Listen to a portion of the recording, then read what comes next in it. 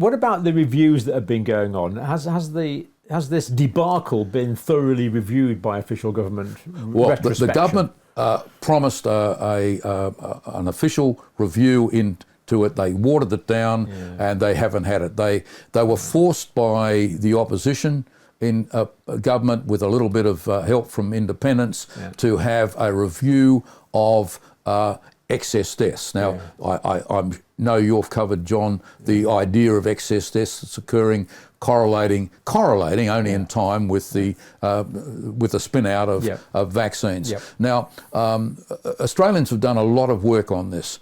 When the committee met, it was run by and dominated by individuals who had voted against having the inquiry in the first place, and the report was farcical, seriously farcical. It completely left out the highly skilled commentary, statistics done by a great number of individuals. A very sad event. But what many people are concerned it's doing is it's shaping a way forward for Australia to develop another CDC, which would just perpetuate all the problems that we've been having with the WHO pulling the strings, which many of us are very strongly concerned about. Indeed. And what has this done in Australia generally to affect trust in due process and trust in these official bodies?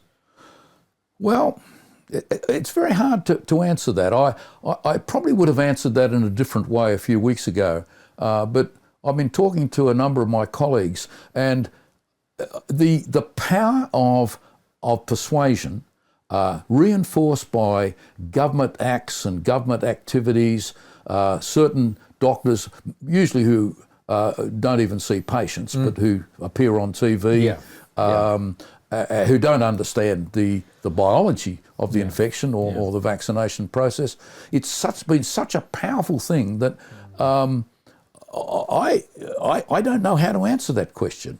The people I know and spend time with are very concerned. Yeah, I mean, in the UK, I get the impression there's massive loss of trust in maybe what you might call officialdom and the mainstream media. And well, certainly the media. The media is performed appallingly. Yeah, I mean, surely the doctors that have considered this and the scientists that have considered this, they must have some dissonance. They must think, what they know from the science and what's going on in the real world. There must be some sort of conflict in their minds, you would have thought.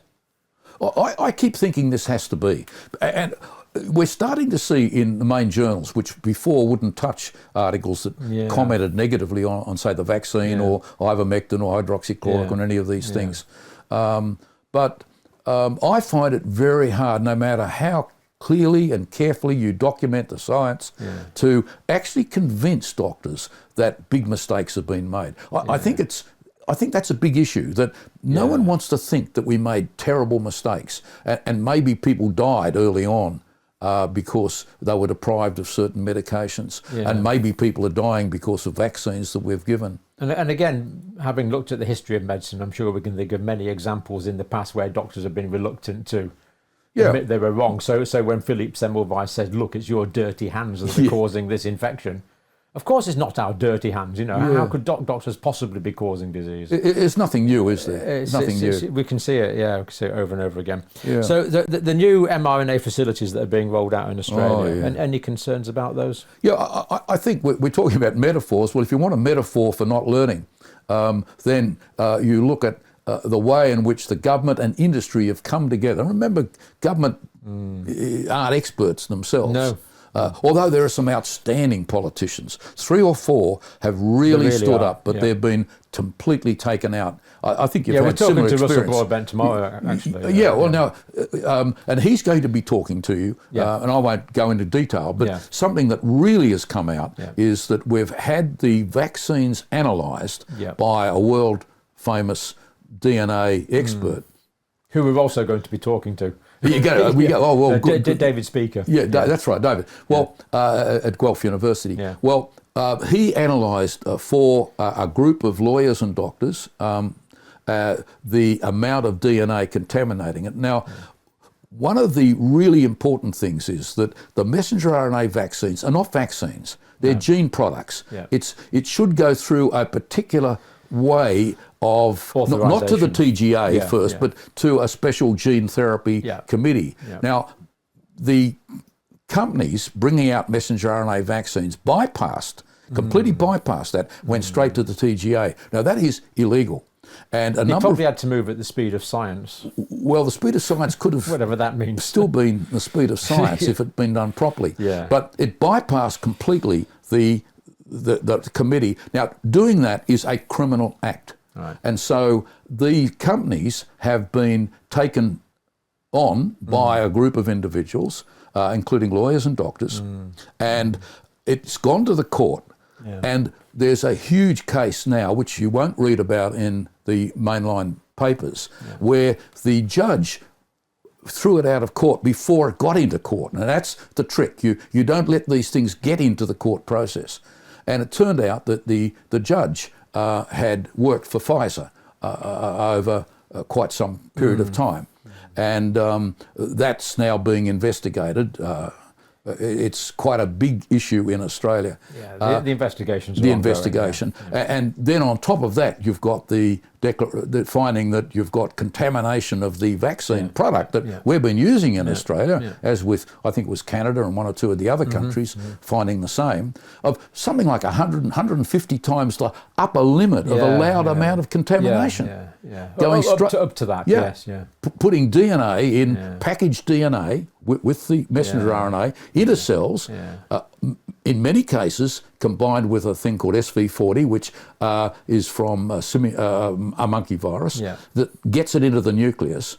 And once it gets into a nucleus, we know potentially it can cause insertional mutations, which means you've got your DNA breaking and a new one comes, and who knows what's downstream, cancer, whatever. So we don't know.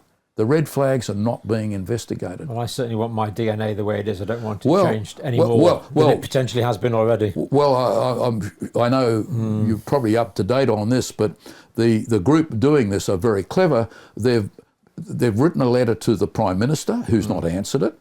That letter's gone to all the politicians, not answered. So they've gone to a very important regional council that has voted to contact all their doctors and expect the doctors to discuss this with patients as part of the informed process. They're sending copies of the letters to every council in Australia. So the idea is, as I understand it,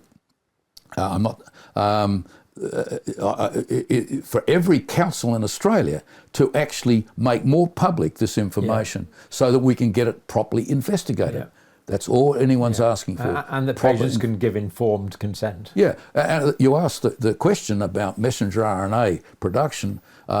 It's frightening to think that now they're looking at RSV, influenza, conditions which... and many others. And many others. The companies, because it's a highly patented, high-earning product, which is not needed. No. It is not needed. There is no evidence that they're better, probably some evidence they're worse than a standard type of antigen vaccine which was used in China. Australians developed, but the Australian government and institutions refused to allow the Australian developed antigen vaccine to be used. But Iran has picked it up, and they've done great things with it, and most of Iran has been immunised with the Australian antigen vaccine. I mean, it's so ridiculous you wouldn't believe it.